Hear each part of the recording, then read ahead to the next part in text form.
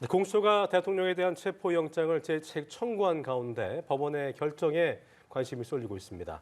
만약 법원이 재청구 영장을 발부한다면 영장 집행 시기와 전략을 놓고 공수처가 또다시 고심에 빠질 것으로 보입니다. 네, 윤 대통령의 탄핵 심판 정식 변론이 일주일 앞으로 다가오면서 국회 탄핵소추단과 윤 대통령 대리인단 간의 장외 여론전도 격화하고 있는데요. 자세한 소식 양지민 변호사와 함께 짚어봅니다. 어서 오십시오. 안녕하세요.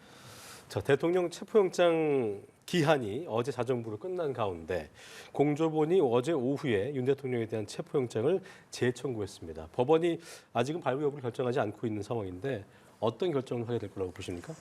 법원 입장에서는 이렇게 영장의 이제 재청구, 그러니까 이제 연장을 사실 요하는 필요성이 있다라고 한다면 그러한 기한을 정해서 발부해줄 가능성은 일단 높아 보입니다. 왜냐하면 한 차례 영장에 대한 발부가 있었고 그 이후에 어떤 사정 변경이라든지 그리고 여전히 체포 당사자가 체포에 응하지 않음으로써 지금 체포가 실패한 그런 상황이기 때문에 영장 없이는 사실 체포의 첫 단추조차 낄 수 없는 그런 상황이거든요. 그렇기 때문에 법원에서는 첫 번째 재판부에서 인정을 했던 바와 마찬가지로 체포의 필요성이 인정이 된다. 즉 공수처가 수차례의 출석을 통보했음에도 불구하고 이것에 응하지 않았고 결국에는 이렇게 강제 수사라는 형식으로만이 체포를 통해서만이 이 당사자를 인신 구속을 할 수 있고 그 상황에서 우리가 수사를 개시할 수 있다라고 이야기를 하는 이 공수처의 이야기를 받아들일 가능성이 높아 보이고요. 일단 이 재판부는 영장 재청구를 한 재청구 영장과 그리고 윤 대통령 측의 입장을 심리한 뒤에 좀 결정할 예정이다라고 밝히고 있는 상황입니다. 그랬군요. 그런데 이제 첫 번째와는 다르게 재청구하는 이번에는 그 체포 기간의 유효 기간을 밝히지 않고 있는 상황입니다. 이렇게 좀 구체적으로 확인해주지 않는 이유에 대해서는 아무래도 밀행성이라고 할까요? 보안을 강화하려는 의도다 이런 분석도 나오는데요. 어떻게 보시나요?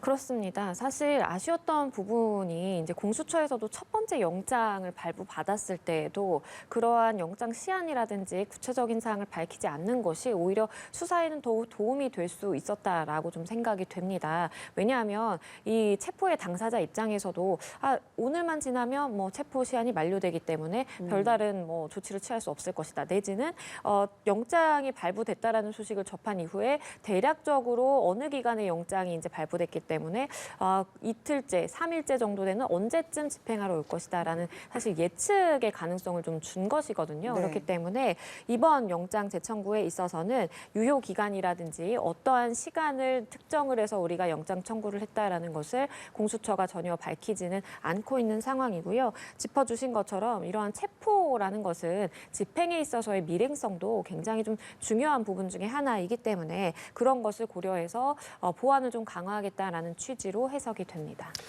어제 이제 공수처가 윤 대통령 체포영장 집행을 경찰에 일임한다는 공문을 보냈다가 경찰에게 거부를 당했죠.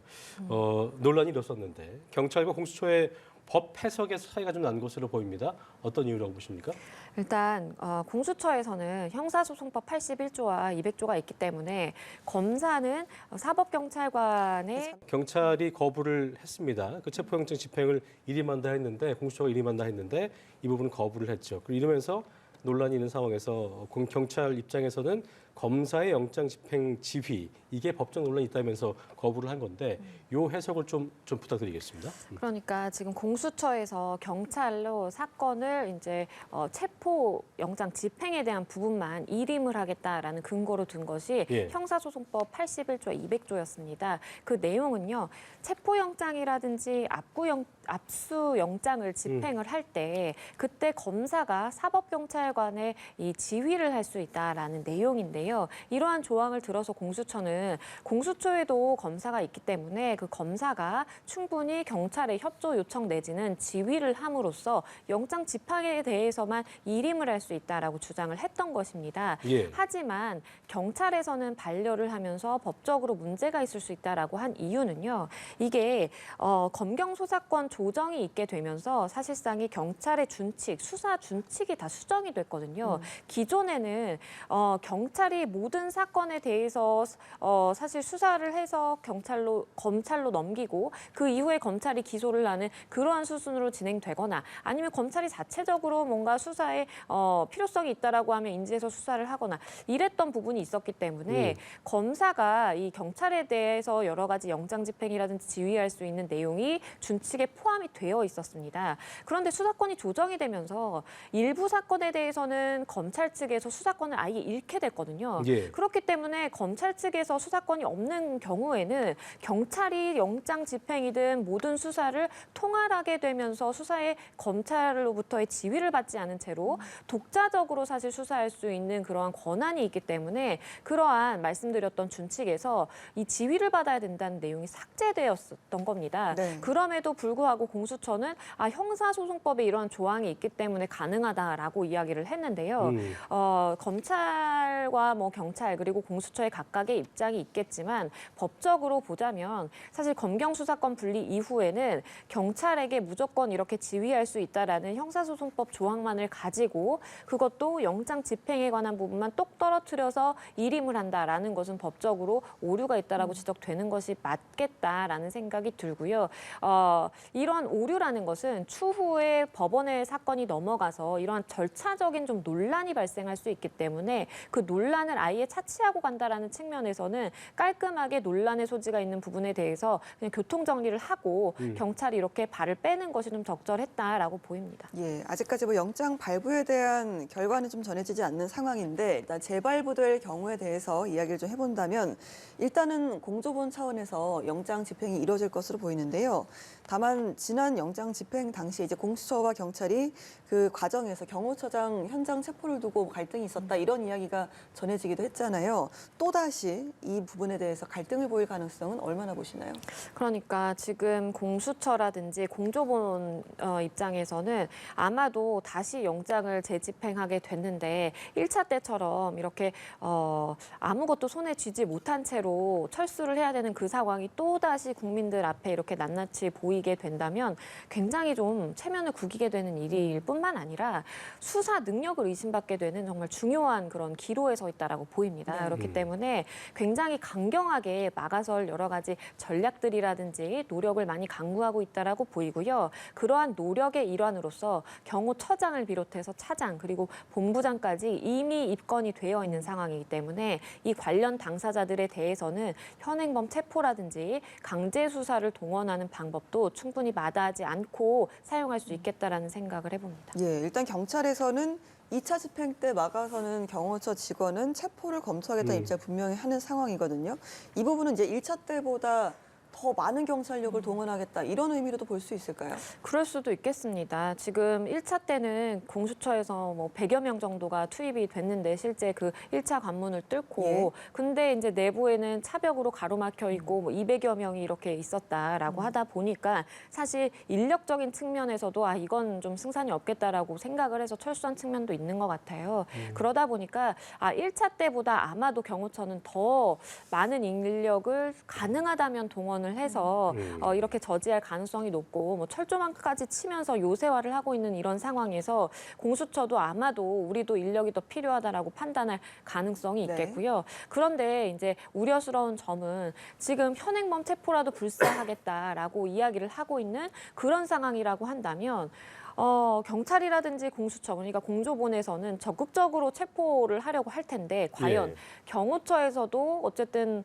무장이 가능하고 충분히 그런 상황에서 순순히 체포를 당할 것이냐 이 부분이 좀 의문이 남아 있기 때문에 자칫 잘못하면 굉장히 강대강의 좀 무력 충돌이 발생할 수도 있는 상황이 예측이 돼서 좀 우려스러운 부분이 있습니다. 네. 그 부분을 좀 여쭤보려고 했었는데 1차 때는 이제 약간 무기력하게 물러나게 됐습니다만 조선 앵커의 말대로 더 많은 경찰력이 투입되게 된다면 지금 짚어줬던 그 부분, 우려스러운 부분인데 물리적으로 어떤 충돌이 생길 수도 있을 가능성이 있다고 봐야겠네요. 그럴 수밖에 없습니다. 그렇기 때문에 이러한 부분에 대해서도 아마 공수처는 예측을 하고 있을 것이고 그렇기 때문에 사실 최상목 권한 대행을 통해서 좀 경호처에 이야기를 해달라라고 여러 방면으로 좀 시도를 하고 있는 것으로 보입니다. 하지만 문제는 경호처는 이런저런 방법으로 이야기가 나오더라도 굉장히 강경한 입장이기 때문에 그 입장을 바꿀 가능성은 거의 제로에 가깝다라고 보는 것이 맞겠고요. 수장이라고 할 수 있는 경호처장이 입건되어 있음에도 불구하고 불출석으로 하고 있고 그리고 본인이 이제 직접 화면에 나서서 이렇게 입장 표명까지 하면서 본인의 행위를 이제 정당화하는 그러한 내용을 발표를 했지 않습니까? 그런 걸 보자라고 한다면 경호처 입장은 바뀔 리 만무하고 아마도 추가적인 영장 집행을 할 때에는 무력적인 그러니까 이제 물리적인 충돌이 발생할 가능성이 굉장히 높다라고 볼 수밖에 없습니다. 자, 당시 그 체포영장 집행 과정에서 경호처가 일반 병사를 동원했다는 사실을 확인했다고 하는데 일단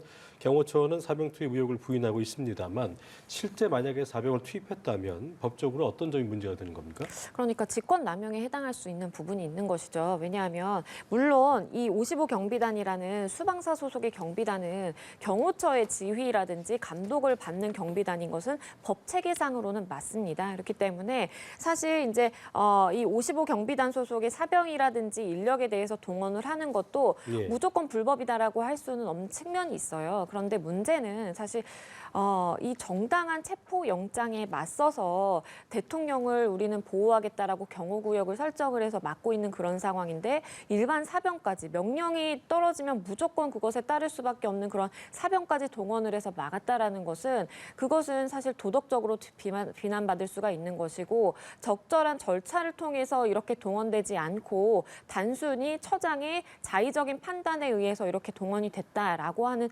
법적인 오류가 있다라고 발생할 수 있는 그런 측면이 있다면 충분히 이것은 직권 남용에 해당할 수 있기 때문에 추가적으로 수사기관에서도 살펴볼 가능성이 있습니다. 네, 이런 상황에서 박종준 경호처장은 경찰의 2차 출석 요구에도 불응을 했습니다. 일단 뭐 변호인이 선임되지 않아서 출석이 어렵다라는 입장인데 뭐 시간 끌기를 하는 것이 아니냐 이런 분위기도 감지가 되고 있고요. 경호처장에 대해서 경찰이 체포영장을 신청할 가능성에 대해서는 어떻게 보시나요?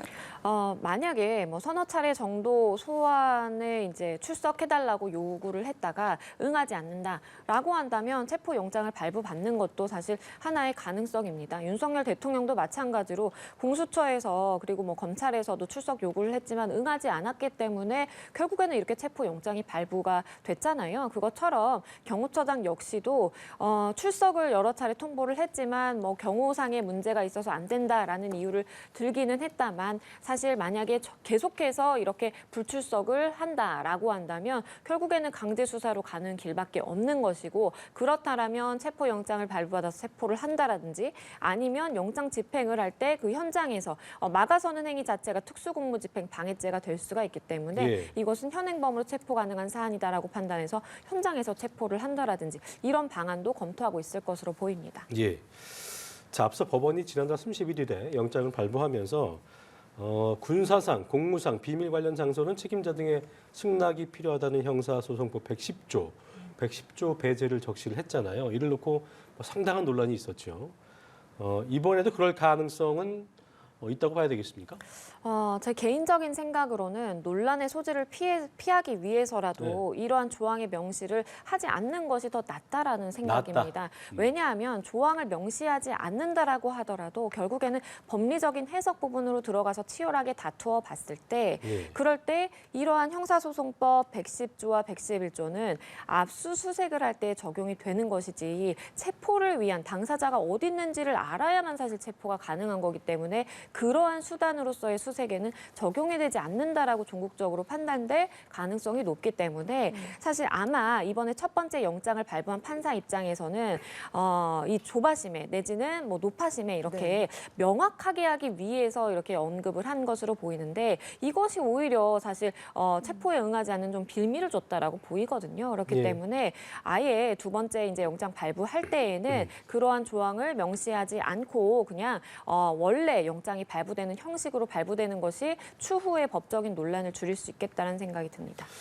예. 자, 공수처에서는 1차 영장 집행 때 뭐 대형 수사에 대한 경험이 좀 부족했다 이런 부분을 좀 여실히 드러냈다 이런 지적을 받고 있거든요. 그러면서도 이제 윤 대통령 측의 불응의 빌미를 제공했다는 지적도 함께 나오는 상황입니다. 이건 좀 어떻게 들으셨어요?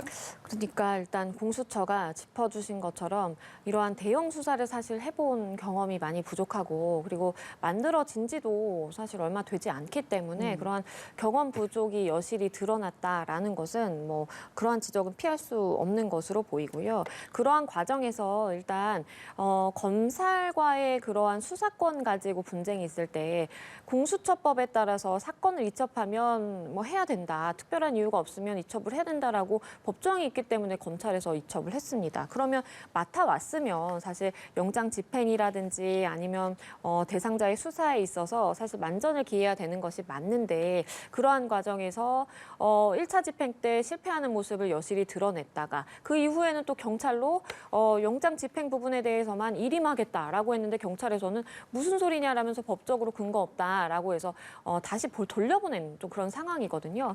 이러한 쭉 이제 과정을 보자라고 한다면 사실 윤석열 대통령 측에서 법적으로 뚫고 들어올 수 있는 여러 가지의 좀 구멍을 만들었다라고 볼 수밖에 없는 측면이 있고요. 그렇군요. 경찰 입장에서도 이건 법적으로 안 돼서 우리가 영장 집행 못한다라고 하는데 수사 대상자이고 체포 대상자인 윤석열 대통령도 그런 부분에 대해서는 충분히 지적할 수 있는 것이죠. 그렇기 때문에 이러한 빌미를 주지 않고 여러 가지 허점을 보이지 않는 수사의 완결성도 굉장히 중요하거든요. 그렇죠. 그런 측면에서 지금까지의 공수처의 과정은 좀 미진했다라고 평가를 받을 수밖에 없고 그렇다라면 추후에 어떻게 할 것인가? 네. 경찰로 사건 이첩할 것인가? 아니면 공조본 체제에서 정말로 수사의 완결성을 높여서 대상자를 체포를 이끌어내고 그 이후에 구속까지 이렇게 쭉 강제 수사를 이끌어 나갈 수 있는 그런 역량을 좀 잘 마련을 했느냐? 이것이 앞으로의 수사의 관건이라고 보입니다. 예, 수사권을 뭐 재이첩한다 이런 이야기도 좀 어제부터 나오고 있고 경찰의 집행을 일임하는 그런 해프닝도 좀 있었고요. 1차 집행 때와 다른 좀 결과랄까요? 지난번과 같은 경우를 좀 방지를 하려면 공수처 입장에서는 어떤 부분을 좀 보완을 해야 보다 효용적인 집행이 가능하겠습니까? 일단은 첫 번째로 지적되는 건 인력의 부족입니다. 그런데 지금 상황에서 뭐 수사 검사를 막다하게 끌어와서 충원을 한다라는 것은 현실적으로 불가능하고 시간도 오래 걸립니다. 그래서 지금 이제 공수처의 그러한 검사 인력은 그대로 가지고 가되 다만 공조본이 꾸려져 있잖아요. 그러다 보니까 경찰의 수사 인력의 도움을 받을 수밖에 없는 그런 상황이고요. 영장을 공수처가 받았기 때문에 수사의 주체가 되어야 되는 것은 공수처가 맞습니다. 하지만 공조본을 꾸려서 우리가 실제 집행할 때에는 인원의 협조 내지는 조력을 받을 수 있다라는 취지에서 경찰 인력을 적극 활용할 수 있다면 활용을 해야 되는 것이 맞다라고 보이고요. 다만 여기서는 경찰도 그렇게 협조를 해줘야 하는 의지가 있느냐 이건 좀 의문입니다. 경찰에서도 적극적으로 수사에 협조를 해서 정말 한 몸이 되어서 가야만 이것이 경호처라든지 다른 이제 물리적인 충돌이나 가로막히는 장애물을 뚫고 갈 수 있을 것인데 그것이 안 되고 공조본에서도 시끄럽고 일로 돌렸다가 저기로 다시 보냈다가 하는 그러한 이제 움직임이 보여진다면 수사에 있어서의 사실상 높은 유리한 고지를 점하고 시작한다라고 보기는 좀 어렵기 때문에 인력적인 측면이라든지 그리고 수사의 완결성이라든지 그런 부분에 대해서 법적인 검토 역시도 충분히 이루어져야 될 것으로 보입니다. 예. 자, 대통령 탄핵 심판 얘기를 좀 해볼 텐데 저희 양지민 변호사도 앞서 이제 국회 수취인단의 기자간담회 모두 발언 들으셨고 또 이에 대한 윤석열 대통령 측의 반론 내용도 함께 속보 내용 만나보셨는데 일단은 탄핵 심판 여기서 내란이 빠진다는 것 이거에 대해서 굉장히 강하게 반발을 하고 있는 상황이에요. 대통령 측에서. 국회 탄핵 소추 의견서에 내란 단어 29회 사용했고 내란죄 철회는 소추 사유의 80% 내용이 빠지는 것인데 소추단은 이렇게 얘기를 했습니다. 국회에서는 준비 절차에서 한 글자도 철회 내지는 변경된 게 없다. 그 내용이 뭐냐면 내란 우두머리의 국헌 문란 행위다. 이걸 철저히 짚을 것이라고 했는데 이 부분 어떻게 좀 해석을 해야겠습니까? 그러니까 각각의 입장을 좀 해석을 해드리면 국회 측에서는 지금 빨리 신속하게 탄핵 절차가 이루어지는 것이 사실 목표라고 볼 수가 있습니다. 네. 그런데 이게 자칫 잘못해서 내란죄가 성립을 했고 이러한 내란 행위는 국헌 문란의 행위이고 법적으로 헌법적으로 문제가 있다라는 취지로 논리로 이끌어가다 보면 헌재에서 심리를 할 때 자칫 잘못하면 이 형사소송에서의 내란죄 성립을 검토하는 정 정도의 그런 입증의 단계에 다다뤄야만 하는 그런 어려움이 생길 수 있습니다. 네. 즉, 그 과정에서 우리는 형사적으로 뇌란죄 성립하는지 아닌지 우리 한번 검토해 봅시다. 증인 뭐 몇십 명 부르겠습니다. 그때 당시의 상황, 증거 다 청구하겠습니다. 라고 하면서 사실상의 굉장한 재판의 지연이 발생할 수 있어요. 왜냐하면 헌재에서의 그러한 입증이라고 하는 것은 그 형사소송에서 말하는 범죄 입증과는 그 정도의 차이가 있거든요. 그렇기 때문에 그러한 논란을 불식시키고자 국회에서는